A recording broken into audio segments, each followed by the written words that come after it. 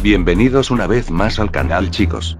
Lamento haber estado inactivo este último tiempo, pero prometo que mi actividad volverá a ser semanal y podrán disfrutar mucho más de los videos de este pequeño canal y conocer sobre cualquier tema de la historia.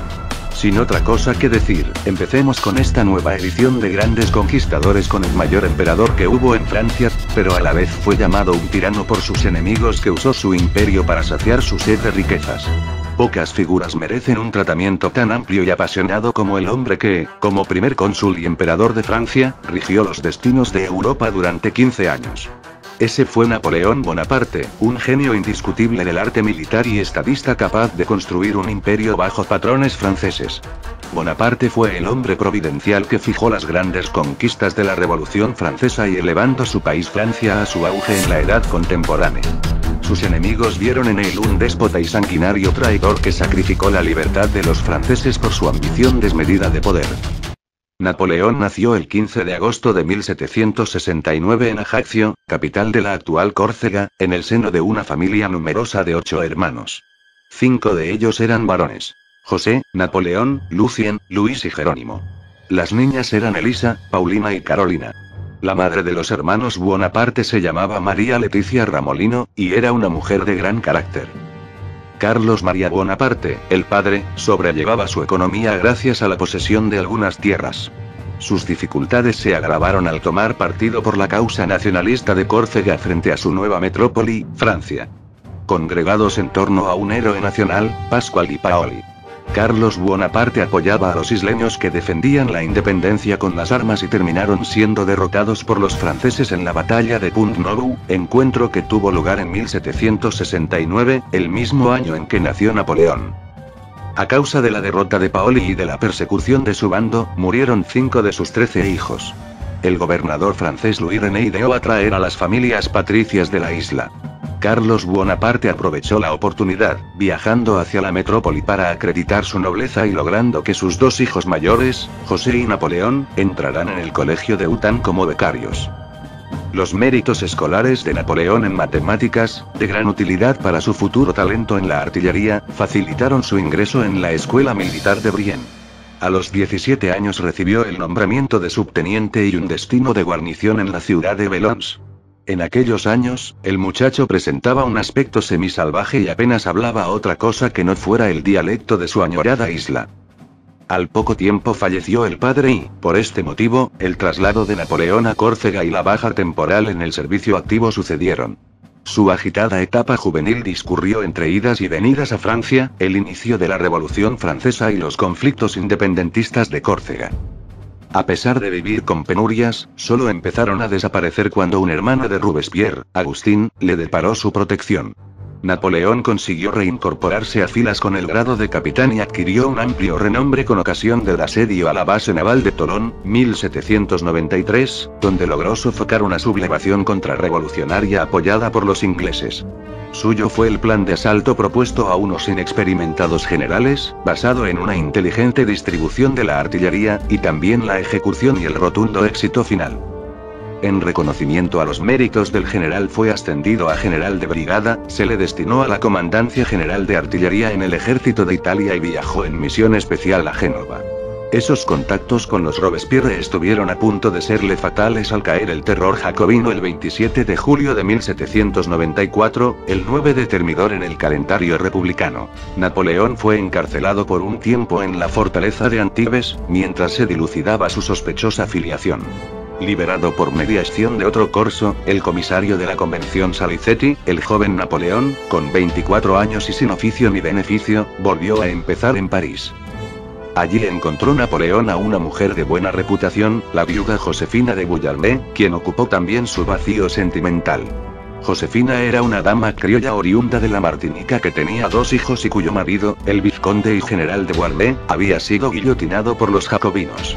Mucho más tarde Napoleón, que declaraba no haber sentido un afecto profundo por nada ni por nadie, confesaría haber amado apasionadamente en su juventud a Josefina, 5 años mayor que él. Entre los amantes de Josefina Bonaparte se contaba Paul Barras, un gran político del Directorio surgido con la nueva Constitución de 1795. A finales de 1795, la elección de Napoleón fue precipitada por una de las temibles insurrecciones de las masas populares de París, a la que se sumaron los monárquicos con sus propios fines desestabilizadores. Encargado de reprimirla, Napoleón realizó una operación de cerco y aniquilamiento a cañonazos que dejó la capital anegada en sangre. Asegurada la tranquilidad interior por el momento, Paul Barras le encomendó en 1796 dirigir la guerra en uno de los frentes republicanos más desasistidos, el de Italia, en el que los franceses peleaban contra los austríacos y los piamonteses. Unos días antes de su partida, Napoleón se casó con Josefina en ceremonia civil, pero en su ausencia no pudo evitar que ella volviera con Barras y a otros miembros del círculo gubernamental. Celoso y atormentado, Napoleón terminó por reclamarla imperiosamente a su lado, en el mismo escenario de batalla. Desde marzo de 1796 hasta abril de 1797, el genio militar del joven Bonaparte se puso de manifiesto en la península italiana en las guerras de Lodi, mayo de 1796, Arcolé, noviembre de 1796, y Rivoli, enero de 1797, que pasaron a la historia como los escenarios de las principales batallas en las que derrotó a los austríacos. El inexperto general llegado de París en la primavera de 1796 despertó la admiración de todos los maestros en estrategia de la época y se convirtió en un breve lapso de tiempo en el terror de los ejércitos de Austria. En cuanto a sus propios soldados, el recelo pronto se transformó en admiración. Fueron victoriosos esos días para Napoleón cuando varió la ortografía de su apellido en sus informes al directorio. Cambió Bonaparte definitivamente a Bonaparte. El 19 de mayo de 1798 Napoleón embarcó en Alejandría, y 2 meses después, en la batalla de las pirámides, dispersaba a los mamelucos que luchaban en nombre de Turquía, para internarse luego en el desierto sirio. Pero todas sus posibilidades de éxito se vieron colapsadas cuando la escuadra francesa fue hundida por el almirante Horatio Nelson, el émulo inglés de Napoleón en los escenarios navales. Por eso decidió regresar a Francia en el primer barco que pudo sustraerse al bloqueo de Nelson. Nadie se atrevió a juzgarle por deserción y abandono de sus tropas. Pasó por su isla natal y repitió el trayecto de Córcega a París, ahora como héroe indiscutido. En pocas semanas organizó el golpe de estado del 9 de noviembre de 1799 para el que contó con la colaboración, entre otros, de Emmanuel Joseph Silles y de su hermano Luciano, el cual le ayudó a disolver la Asamblea Legislativa del Consejo de los 500, en la que figuraba como presidente. El golpe dispersó a todos los poderes políticos existentes e instauró el consulado.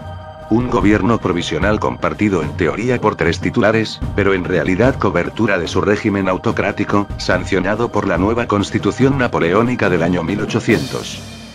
En los años posteriores a su proclamación como cónsul, la obra de reforma, recuperación y reparación que realizó fue admirable.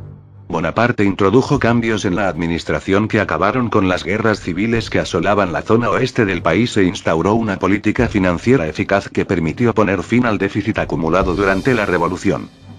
El castigo más ejemplarizante y amedrentador de Napoleón fue el arresto y ejecución de un príncipe emparentado con los Borbones, el duque de Enghien, acusado de participar en un complot para asesinar a Napoleón y restaurar la monarquía. El corolario de este proceso fue el ofrecimiento de la corona imperial que le hizo el Senado al día siguiente. La ceremonia de coronación se llevó a cabo el 2 de diciembre de 1804 en Notre Dame, con la asistencia del Papa Pío VII, aunque Napoleón se colocó la corona a sí mismo y después la impuso a Josefina. El pontífice se limitó a pedir que celebrasen un matrimonio religioso, en un sencillo acto que se ocultó celosamente al público. Sus admiradores consideraron que Francia nunca antes había alcanzado su mayor grandeza. La historia de la mayor parte del imperio, entre 1804 a 1814, es una recapitulación de sus victorias sobre las monarquías europeas, aliadas en repetidas coaliciones contra Francia y promovidas en último término por la diplomacia y el oro ingleses. En la batalla de Austerlitz, de 1805, Bonaparte abatió la tercera coalición. En la de Jena, de 1806, anonadó al poderoso reino prusiano y pudo reorganizar todo el mapa de Alemania en torno a la Confederación del Rin, mientras que los rusos eran contenidos en Friedland, en 1807. Al reincidir Austria en la quinta coalición, volvió a destrozarla en Wagram en 1809. La obra napoleónica, que liberó fundamentalmente la fuerza de trabajo, es el sello de la victoria de la burguesía en la Revolución Francesa. A las numerosas infidelidades conyugales de Josefina, apenas había correspondido Napoleón con algunas aventuras fugaces. Estas se volvieron extrañas al conocer a la condesa polaca María Walewska en 1806, en el transcurso de una campaña contra los rusos. El intermitente pero largo amor con la condesa dio a Bonaparte un hijo, llamado León. El ansia de paternidad y de rematar su obra con una legitimidad dinástica se asoció a sus cálculos políticos para decidir divorciarse de Josefina y solicitar la mano de la hija de Francisco II de Austria, la archiduquesa María Luisa de Austria, emparentada con uno de los linajes más antiguos del continente. Sin otro rasgo especial que su estirpe, María Luisa de Austria dio a luz en 1811 a Napoleón II, quien murió muy joven en 1832. Con el tiempo, María Luisa de Austria proporcionaría al emperador una secreta amargura al no compartir su caída. En 1814 regresó con el pequeño Napoleón II al lado de sus progenitores. Los únicos estados que todavía quedaban a resguardo eran Rusia y Gran Bretaña. El almirante Horacio Nelson había sentado de una vez por todas la hegemonía marítima inglesa en la batalla de Trafalgar en 1805, arruinando los proyectos del emperador.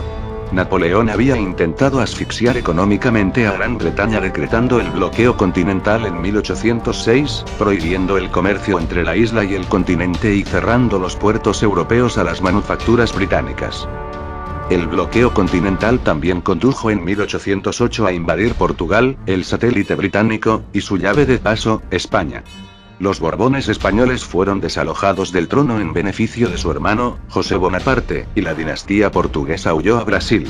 Ambos pueblos se levantaron en armas y comenzaron una doble guerra de independencia que los dejaría destrozados para muchas décadas. Acostumbrados a rápidas contiendas contra tropas de mercenarios, sus soldados no pudieron acabar con aquellos guerrilleros que peleaban en grupos reducidos y conocían a la perfección el terreno.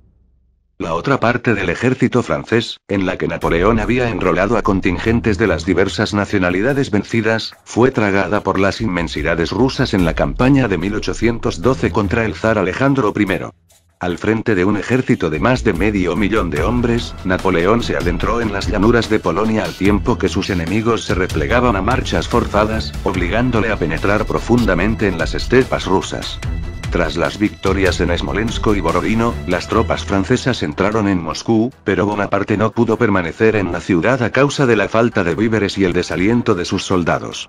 La retirada fue un completo desastre. El hambre y el crudo invierno se abatieron sobre los hombres y causaron aún más estragos que el acoso selectivo a que se vieron sometidos por el ejército del zar. El 16 de diciembre, tan solo 18.000 hombres regresaban a Polonia. El emperador, cabizbajo sobre su caballo blanco, parecía una triste sombra de sí mismo. La magnitud de la catástrofe de Rusia propició que todos sus enemigos se levantasen contra él al unísono. Europa se levantó contra el dominio napoleónico, y el sentimiento nacional de los pueblos se rebeló dando apoyo al desquite de las monarquías. En Francia, fatigada de la interminable tensión bélica y de una creciente opresión, la burguesía resolvió desembarazarse de su amo. El combate resolutorio de esta nueva coalición, la Sexta, se libró en Leipzig en 1813. También llamada la Batalla de las Naciones, esta fue una de las grandes y raras derrotas de Napoleón, y el inicio de la invasión de Francia, la entrada de los aliados en París y la abdicación del emperador en Fontainebleau, abril de 1814, forzada por sus mismos generales. Las potencias vencedoras le concedieron la soberanía plena sobre la minúscula isla italiana de Elba y restablecieron en el trono francés la misma dinastía que había sido expulsada por la Revolución, los Borbones, en la figura de Luis XVIII. El confinamiento de Napoleón en Elba, suavizado por los cuidados familiares de su madre, fue comparable al de un león enjaulado. Tenía 45 años y todavía se sentía capaz de hacer frente a Europa. Los errores de los Borbones y el descontento del pueblo le dieron ocasión para actuar. En marzo de 1815 desembarcó en Francia con solo 1 millar de hombres y, sin disparar un solo tiro, en un nuevo baño triunfal de multitudes, Napoleón volvió a hacerse con el poder en París. Pero muy pronto, en junio de 1815, fue completamente derrotado en la batalla de Waterloo por los vigilantes estados europeos, que no habían depuesto las armas, atentos a una posible revigorización francesa, y puesto nuevamente en la disyuntiva de abdicar. Así concluyó su segundo período imperial, que por su corta duración es llamado el Imperio de los 100 días, desde marzo hasta junio de 1815. Napoleón se entregó a los ingleses, que lo deportaron a un perdido islote africano, Santa Helena, donde sucumbió lentamente a las iniquidades de un tétrico carcelero, Hudson Lowe. Antes de morir el 5 de mayo de 1821, escribió sus memorias, El Memorial de Santa Helena, en las que se describió a sí mismo tal como deseaba que lo viese la posteridad. Convertido en héroe de epopeya por escritores como Víctor Hugo, Balzac, Stendhal, Heine, Manzoni o Pushkin, su leyenda alcanzó la apoteosis en 1840, cuando sus cenizas regresaron a París para ser depositadas bajo la cúpula de la iglesia del Tel des Invalides, fundado 2 siglos antes por el rey Luis XIV para acoger a los viejos soldados maltrechos por la guerra. Él había sido, sin lugar a dudas, uno de ellos.